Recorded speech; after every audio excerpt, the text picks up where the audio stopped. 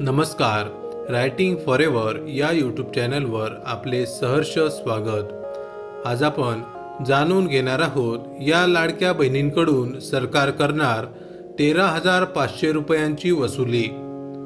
महाराष्ट्र सरकारने गरीब महिलांना आर्थिक मदत मिळावी म्हणून लाडकी बहीण योजना सुरू केली होती।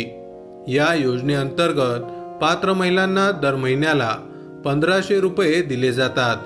मात्र आता समोर आलेल्या माहितीने खळबळ उडाली आहे। तब्बल 2,652 महिला सरकारी कर्मचाऱ्यांनी या योजनेचा गैरफायदा घेतला आहे। या महिला सरकारी नोकरीत असूनही नियम धाब्यावर बसून त्यांनी या योजनेसाठी अर्ज केला आणि महिन्याला 1,500 रुपये घेतले।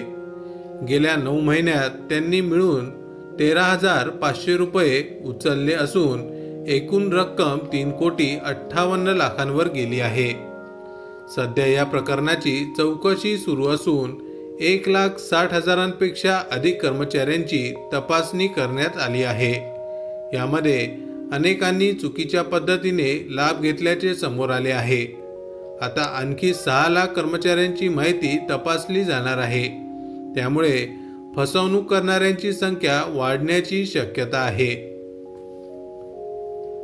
2 योजनांचा एकाच वेळी लाभ।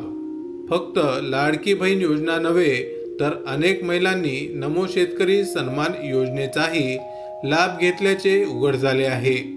अंदाजे 8,85,000 महिलांनी दोन्ही योजनांचा लाभ घेतला असून दरवर्षी नमो योजनेतून 12,000 रुपये आणि लाडकी बहीण योजनेतून 13,500 रुपये घेतले आहेत। सरकारने आता या महिलांकडून सर्व रक्कम परत घेण्याचा निर्णय घेतला आहे। शासकीय कर्मचारी असूनही गरिबांसाठी असलेल्या योजनांचा गैरवापर केल्याने या प्रकारावर कठोर कारवाई होण्याची शक्यता आहे।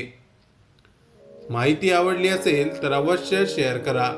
अशाच प्रकारचे नवनवीन सरकारी योजनांविषयी अपडेट मिळवण्यासाठी आमच्या रायटिंग फॉरेवर या यूट्यूब चॅनलला अवश्य सबस्क्राईब करा। धन्यवाद।